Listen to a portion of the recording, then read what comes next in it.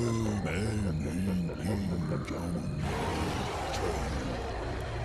मैंने आज तक आपको निराश नहीं किया। हर बार की तरह इस बार भी थारू तोफो थाने ला कर दूंगा।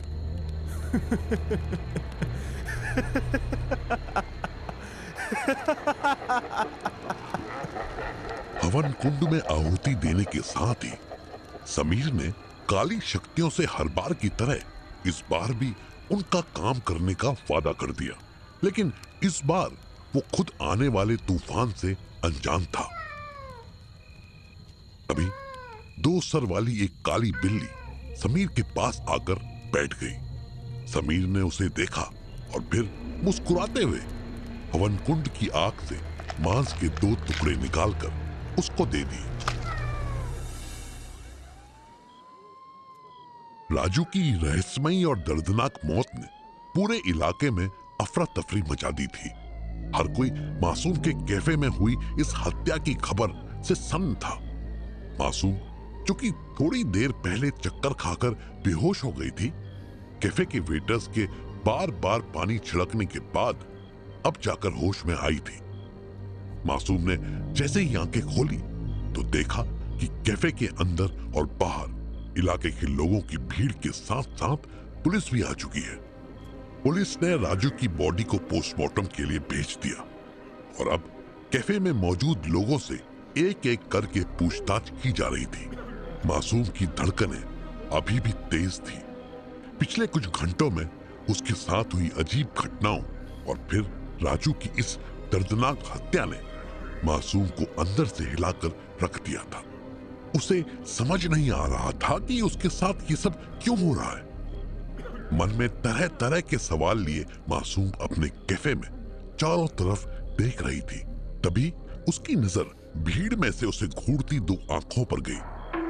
भीड़ में खड़ी एक औरत लगातार मासूम को घूरे जा रही थी। खुले लंबे बाल, माथे पर काली बिंदी और बड़ी काली आंखें। देखकर ऐसा लग रहा था जैसे वो अपने अंदर का रहस्य समेटे हुए है।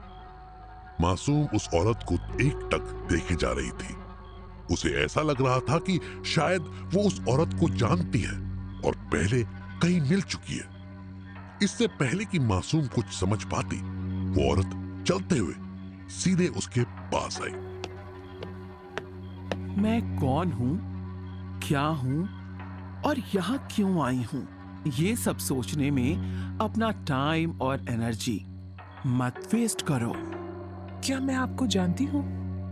मासूम की आंखों में कई सवाल साफ देखे जा सकते थे। उसकी नजर उस औरत के चेहरे से हटी नहीं रही थी।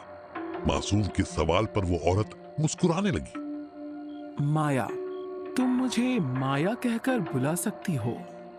हम पहले मिले हैं या नहीं, इससे फर्क नहीं पड़ता। फर्क इस बात से पड़ता है कि हम अब क्यों मिले हैं।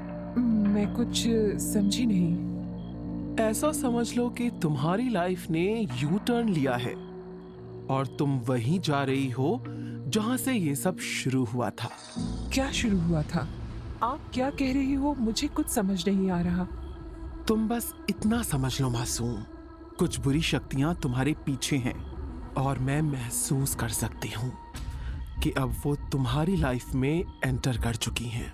बुरी शक्तियाँ मेरे पीछे? ये कैसी बातें कर रही हो आप?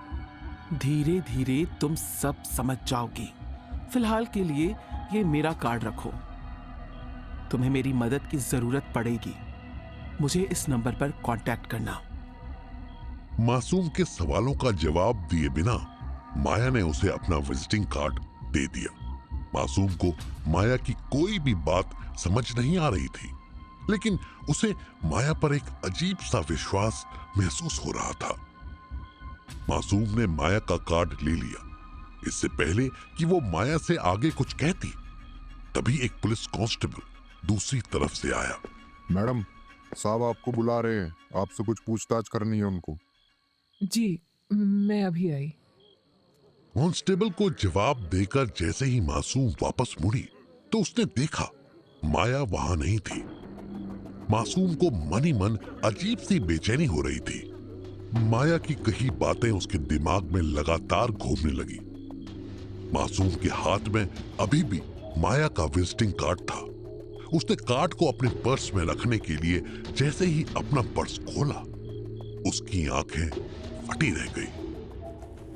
मासूम का पर्स राख से भरा हुआ था। खम्मा घड़ी कुंवर सा, काका साहब ने थारी याद आई है। थारे राजगढ़ री सैर करण रो वक्त है। काका साहब का जैसा हुक्म था वैसा हमने किया, फिर क्यों? माने माफ कर जो कुंवर सा।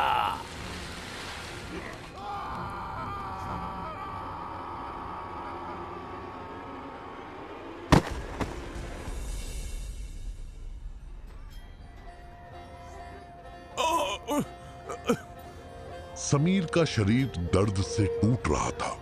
उसने आंखें खोली तो उसके सामने का नजारा हैरान कर देने वाला था। समीर 100 साल पहले 1924 के राजस्थान के गांव राजगढ़ में था।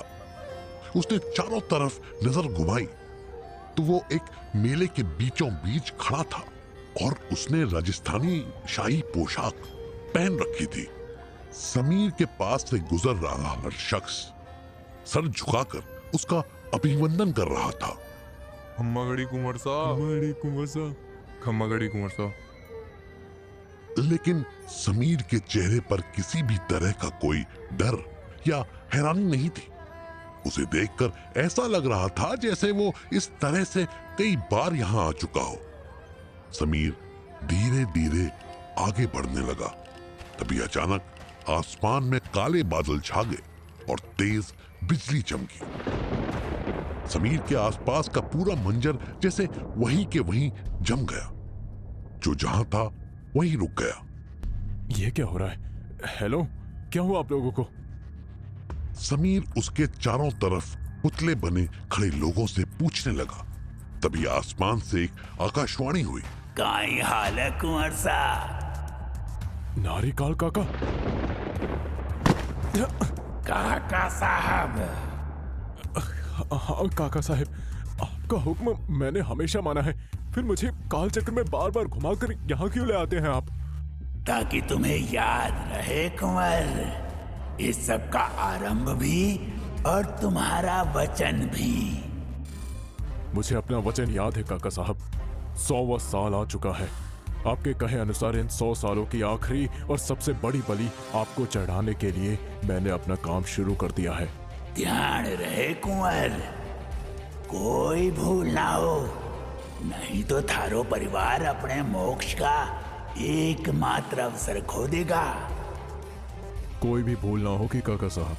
100 सालों से मैं इस बंधन से खुद को और अपने परिवार को मुक्त करने का इंतजार कर रहा हूँ। अब जब सब कुछ अपने आखिरी पड़ाव पर है तो मैं कोई भी गलती नहीं होने दूंगा।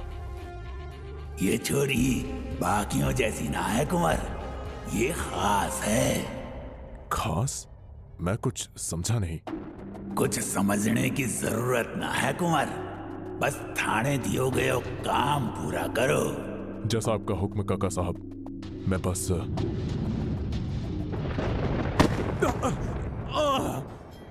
समीर के चारों तरफ फिर से हलचल होने लगी। पुतले बने खड़े लोग फिर से चलने लगे। सब ऐसे अपने अपने काम करने लगे जैसे अभी जो कुछ हुआ हो वो ना किसी ने देखा और ना ही सुना। समीर को समझ नहीं आ रहा था कि वो क्या करे। समीर मन में कई सवाल लिए मेले में आगे बढ़ने लगा। तभी उसकी नजर चूड़ियों की दुकान पर खड़ी एक लड़की पर गई। उस लड़की को देखकर समीर की आंखें उठी रह गई। मासूम, ये यहाँ कैसे?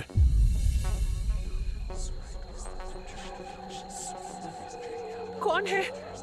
अपने कमरे में सो रही मासूम को अचानक ये रहस्यमयी और डरावनी आवाजें सुनाई देने लगी।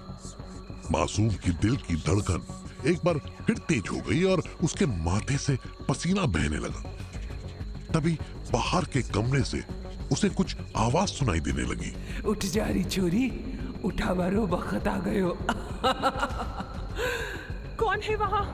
घुमरी घुमरी छी नखराली माँ, ओ मारी घुमरी छी नखराली रानी माँ घुवर रमवा बीजा श्याम घुमर रमवा बीजा श्याम।